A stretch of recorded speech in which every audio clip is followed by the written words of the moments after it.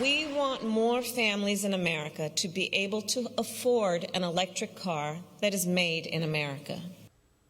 Vice President Kamala Harris pushing President Biden's massive spending plan and charging up the administration's push for electric cars. But the vice president also turning heads with this awkward moment when she showed how to use one of the cars. There we are. That's it.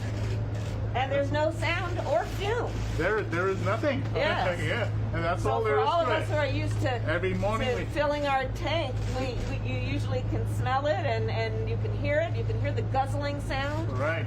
None of that. None of so that. how do I know it's actually working? It is.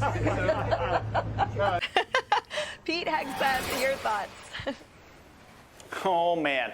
You know, in college, when I played college basketball, and I actually really sat on the bench, and about 3 years in, I finally went to my coach, John Thompson. I said, Coach, why don't you play me? And he said, Pete, if you were a good player, if you were better, I would play you, okay? This is an example of she's just, it's true. This is an example of she's just not good at her job. And these news reports keep coming out that she doesn't prepare very well, she doesn't read the briefing books. You put her out to sell something and suddenly she unsells it and makes herself the story and then awkwardly laughs. So you can't ask her a tough question. She doesn't know what she's really selling. And all the while, we get to pay for all these electric charging stations across the country. Electricity, which is powered by something other than that, which is a different energy source, which may or may not be clean, but they don't want to talk about that. Right, and Morgan, despite the obvious and everything that Pete pointed out, there are many media outlets that come to the vice president's defense and write it away as she faces those low approval ratings Pete just mentioned. So we have Politico writing, it's not all her fault. Her boss's numbers are slipping too, and she's been handed a portfolio of friction-filled policy issues like immigration and voting rights. She's also taken heat from the media in ways that her defenders say is unique to the country's first female, Black, and South Asian vice president. Morgan. Okay, so I think there's two different issues going on here. As it relates to her popularity or lack thereof, I would say that she is, in my mind, too focused on potentially running in 24 and getting people to like her. And when she's actually the most effective, if you go back and look at her grilling people when she was in the Senate on the Judicial Committee, she's tough as nails, right? I would not want to be across from her. She's a prosecutor, attorney general. And I wish she would stop focusing on trying to have people like her and focus on the things that actually made her effective from her party's perspective in office.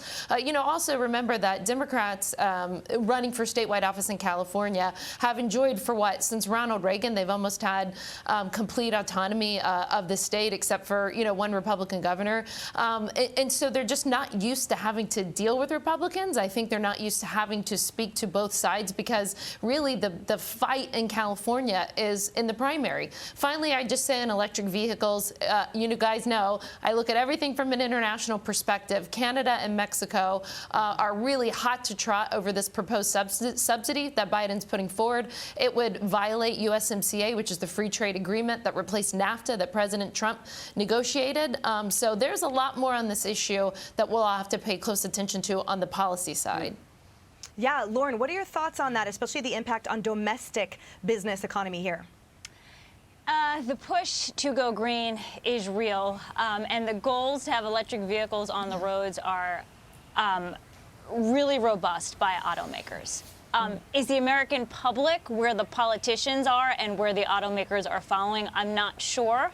A lot of polling does show that if you can make the cars and build the batteries here in the U.S., that more Americans would be inclined to buy an electric vehicle. And, of course, you get the subsidies. The deal with Vice President Harris, and I appreciate her demonstration. I do. I mean, we do. If we're going green, we need more charging stations. But this push, it just misaligns her or unaligns her, might be the better word, with where the American public is and where the voter is. Because she and the White House is so concerned about two things, going green and social justice, where Americans are concerned about inflation and their safety because of crime. So there's this massive misalignment or unalignment between the vice president and the people right now, and I think that explains why her poll numbers are lower than her boss's. Harris. Yeah, so no one thought to give her like a quick primer, one paragraph on when you plug in your toaster and push it, does it make a noise? Car works same way if it's electric. Right? No one thought to tell her that for a while, when they were starting to make cars, people were so confused by the electric cars that some of them have a fake sound in them, so that you can hear the turnover of a fake engine so that people know that they're on.